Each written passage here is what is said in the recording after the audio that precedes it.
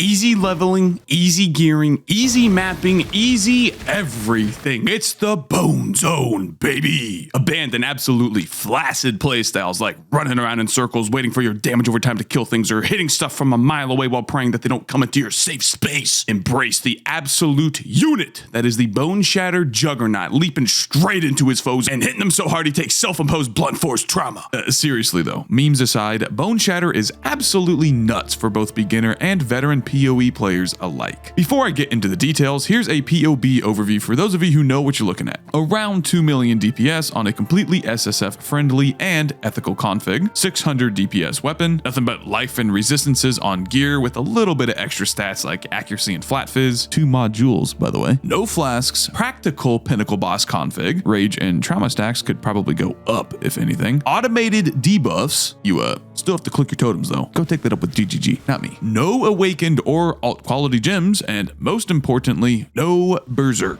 But you absolutely can toggle it on to see the numbers go up. Oh, right, and I almost forgot. You're absolutely tanky as butt. If all of that doesn't pique your interest just a little bit, then just go back to playing your traps and dots, bro. You ain't welcome around these here parts, buddy. All right, let's go in a little more depth now. First, for leveling, literally use any strike or slam skill with any two-handed weapon and switch to Boneshatter in Act 3. That's it. Wow, a league starter that actually lets you play the skill right away. Amazing. For the rest of the campaign, aim to fill in your gem links and the passive tree as you see fit. Need more damage? Path towards the two-hander wheel at the bottom or the axe nodes on the left side. You'll probably want to make sure you're using an axe at that point as well. Need more defenses?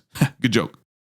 Wait, you're serious? Double check that your determination button is actually pressed, and other than that, just take a couple more life notes. Clear speed feel weak? Put Ancestral Call on your left click or your movement keybind if you're some kind of weirdo, and make sure that you've grabbed the strike cluster at the bottom center. Oh yeah, now is a good time to bring up that GGG removed the 30% further strike mastery and replaced it with the +1 target that the notable in this cluster already had, and then gave that notable melee splash instead for whatever reason. It basically means that your clear won't be as big, but it really shouldn't be that much slower overall. Boneshatter has great AoE coverage due to its pulse size scaling with your stun, and you're using Ruthless support, remember? So don't worry too much about all of those balance chain shenanigans. Boneshatter is going to be just fine. And now that I have your attention fully on the passive tree, make sure that you grab this cluster by the time you start using Boneshatter, as the endurance charge generation happens automatically with Boneshatter and will greatly level out the trauma damage that you'll take early on. And once you get this Ascendancy node, you won't have any more issues with trauma, even with the high end of the stacks. Speaking of Ascendancy nodes, grab the accuracy one first, the life regen one second, the endurance charge 1/3, and the armor LE1 last. Your gear is extremely simple. Resistances, life, int, dex, accuracy, attack speed, and flat fizz wherever possible. Remember to start filling out your Eldritch implicits on your helmet, armor, gloves, and boots once you get further into maps, and then slap some quality on your gems to squeeze out even more damage. Be sure to level a few spare Boneshatters in your offhand weapons, and then vial them once they all hit level 20 in hopes for that juicy +1 level. Keep going until you get one. Finally, if you want a little more guidance or just something to work towards in general, I have a separate set of items in the PoB that represent what a final Boneshatter character may look like in a league. It's still fairly SSF friendly. You're gonna have to grind quite a bit to reach a similar power level though. Note that I included Ryslatha's Coil as an example of what a chase unique for this build looks like, but it's not at all necessary. And that's about it. I'll be using this character as my starter for the upcoming Forbidden Vault League, so check out my stream at twitch.tv/Woolie Gaming if you have any questions, or, you know, if you just want to stop by and say hi. Make sure you put a smiley face with it. Thank you for watching.